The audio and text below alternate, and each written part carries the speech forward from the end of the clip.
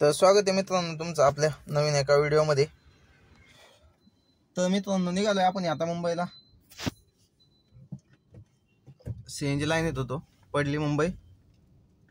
तर आता सीएनजी भरू आणि जाऊ कस्टमरला पिकअप करायला। तर पोहोचलोय आपण आता पिकअप लोकेशनला। गाडी मस्तपैकी पुसून घेऊया थोडी। आणि तर आपला विषय असा झाला की आपलं मुंबईचं जायचं कॅन्सल झालंय। मॅडम गेलेत आतमध्ये, सोडले। मॅडमची तब्येत अचानक डाऊन झाली, तर मॅडमने सगळं फुल पेमेंट केलं।